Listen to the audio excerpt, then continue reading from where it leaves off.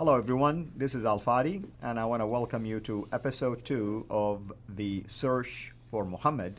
And if you've watched our introduction last time, you would have noticed that we are taking a very unique approach by way of doing a historical, if you wish, criticism of the notion that Muhammad, the Prophet of Islam, as we know him, existed in a place where the sources of Islam tell us, at the time when the sources of Islam indicated, and also went to the places that the sources of Islam have taught us. However, many new evidence, discoveries, and even ones from the past are starting to point to a very peculiar set of locations, geographical locations that is, and also historical contradictions. In fact, last time I thought Dr. J did an excellent job in pointing out the geographical tension between what we're finding today in connection to possibly, let's call him the real Muhammad, versus the traditional Muhammad. Vast distances between locations where his biography was established, his hadith began to get compiled, and many other things as well. But on top of this, what I wanted to focus on today, along with Dr. J, is the issue also of the origin of the Qur'an. With that in mind, Dr. J, what about the Qur'an? Well, this is the same problem that we found with traditions. Yeah, we talked about the man, we want to talk about the book. You've got to do that. If you're going to talk about the man, you've got to go to the book. And the difficulty with the book itself was best put together by a guy named Dr. Shadi Nasser.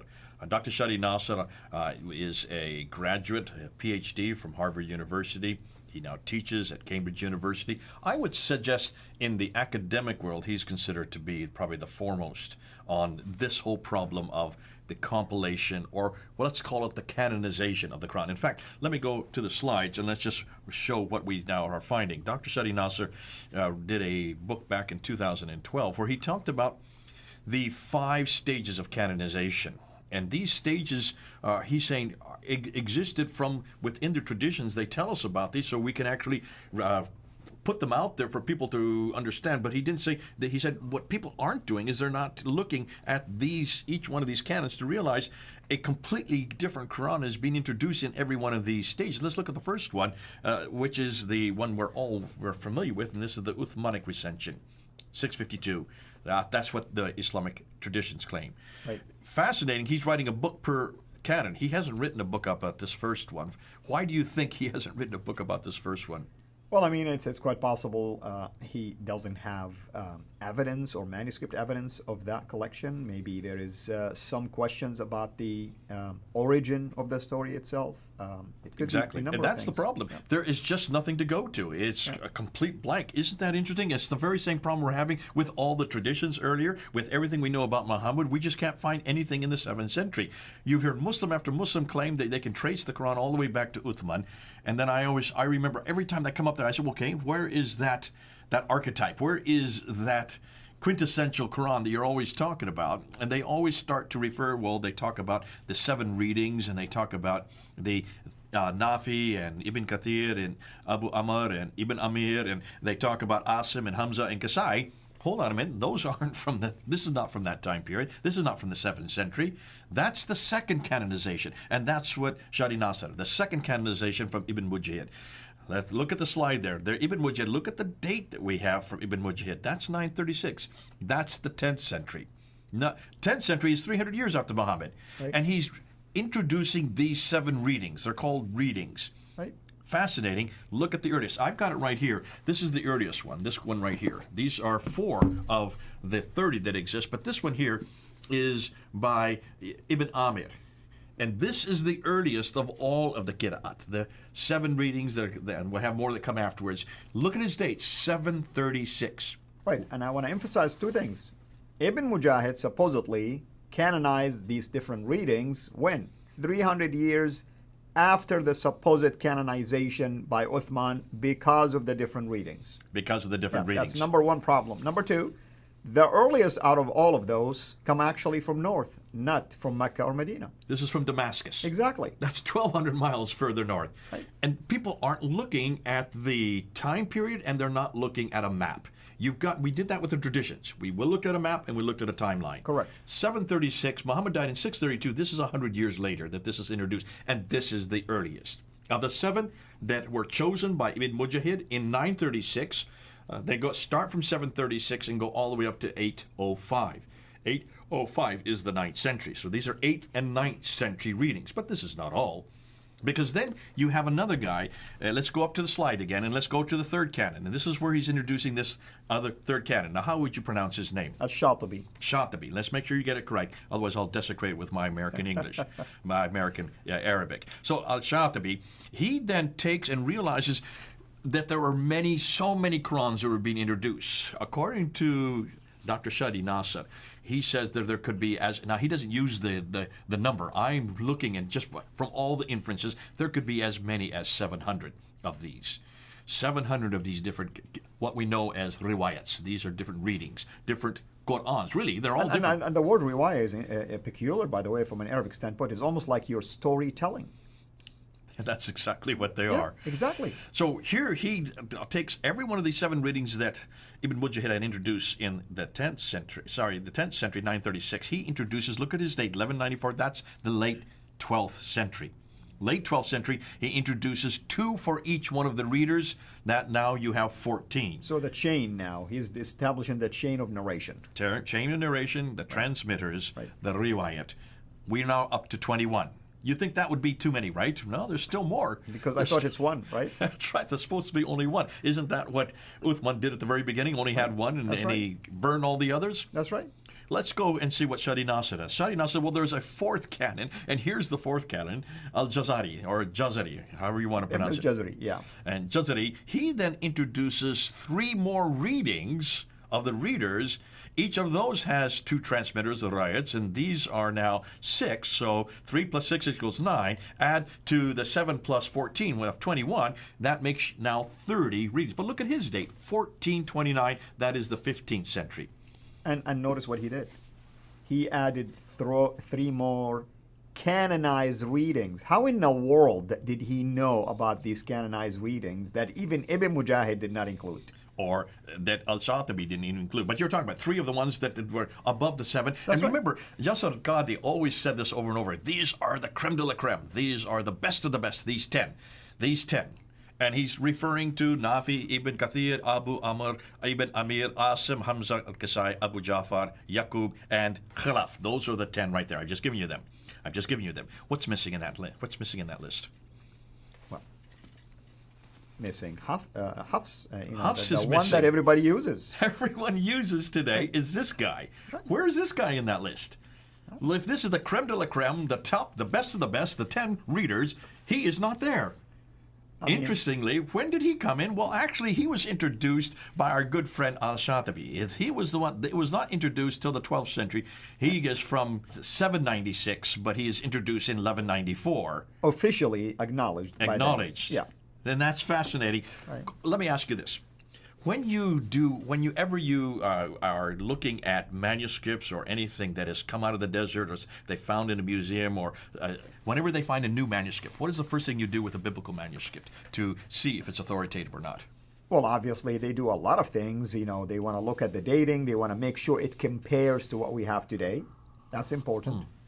Well, how do you do that? Well, you look at earlier manuscripts. Well, you open it up, right? Exactly. You would open and up. You compare. In fact, you do a textual criticism. This is called textual criticism. So what you would do, you would take this manuscript. Now, this is Ibn Amir's, and you would open it up and you would read the text, right?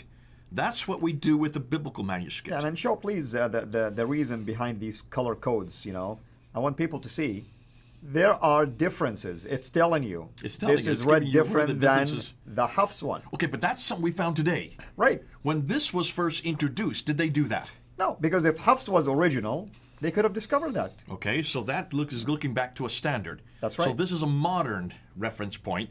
That means there has to be a standard, which means they at least opened up the book and read the words. Except they did it a couple of hundred years later. A couple of hundred years later, when they started with this guy, Ibn Amir or Nafi or Ibn Kathir or Abu Amr, did they open up one book and read it?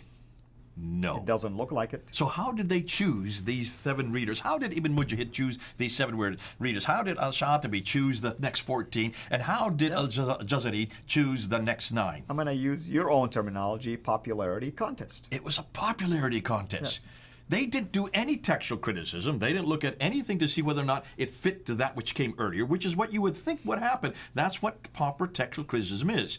They didn't do anything like that. They basically looked to see how many students they had, how many people came after them.